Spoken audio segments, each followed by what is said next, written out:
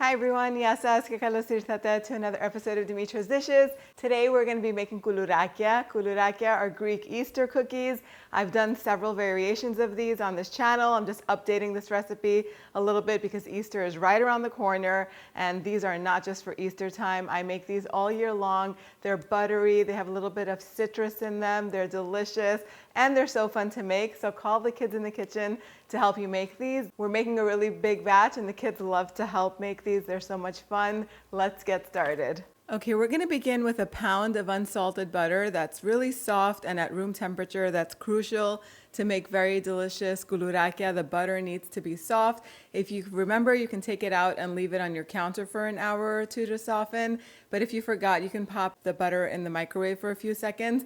Make sure that it doesn't melt. You just want it to be nice and soft. I'm using the paddle attachment on my KitchenAid mixer. 4 sticks of butter go in, which are 1 pound. I'm also going to add 1.5 cups or 350 grams of granulated sugar and 2 teaspoons of pure vanilla extract. This is going to beat for 3 to 5 minutes. First, we're going to begin this on low speed. Then I'll increase the speed to high just so that way the butter and the sugar incorporate really well and it gets nice and fluffy and a pale yellow. You don't want to skip this step. So while this is happening, we're going to get our eggs in a bowl. So we're going to use 4 whole eggs and you want those at room temperature as well.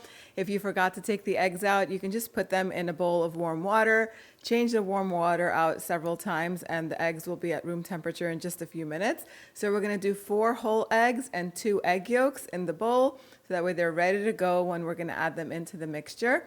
Next, we're going to get the flour mixture ready. So I have 8 cups or 1,150 grams of all-purpose flour. We already have 1.5 teaspoons of baking powder in this, and I'm gonna zest these 2 large oranges into the flour. You can use lemons instead if you want, or leave the citrus out, but traditionally there is a hint of citrus flavor in koulourakia, so don't leave it out if you never tried it. It's so delicious. So zest the orange part into the flour. Once you get down to the white part of the orange, that's bitter. You don't want to zest that in because it would just ruin the flavor.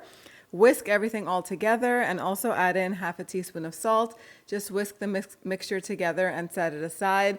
Once the butter is ready, we're going to go in and add the eggs one at a time. Once the eggs have been incorporated, I'll add 1/2 cup of heavy whipping cream. If you want even more orange flavor, you can leave out the whipping cream and add 1/2 cup of orange juice instead. That'll be really delicious too. And once that's mixed in really well, we're going to add the flour on low speed. This is a lot of flour and this mixer can hold all of it. We're just going to add 1 cup at a time. Once it's incorporated, we're just going to keep going until all of the flour is in there and the dough looks just like this. That's how you know it's ready. Carefully take the dough out on a clean work surface. And now we're going to get working on making our koulourakia. They're so easy to make. You don't need any extra flour for this. These are going to roll really beautifully. Just take about a walnut-sized piece in your hand, roll it into a circle. You could form the little balls of dough out first, so that way everything moves quickly. Call your kids in to help you for this part because it's so much fun. You can make all different kinds of shapes. The most traditional one is this little twisted version of the koulourakia. You just roll the dough out into a long cylinder, about 8 inches long is what you're looking for. Then carefully fold it in half and then twist it together until you get this beautiful twisty shape. It almost looks like a braid. You can do circles if you like, or little S's. I mean, you can get very creative with this and make whatever shapes you like. Get the cookies on a baking tray that's lined with parchment paper. You're going to need about 4 baking trays. These are half-sheet baking trays that I'm using. And once you get them all on the tray, we're just going to brush them with a little bit of egg wash. I just took 2 egg yolks and I put them in a little bowl. I added some whole milk to this, whisk that all together with a little brush, and then brush each cookie with the egg wash. This is going to get it nice and golden and shiny once it bakes in the oven.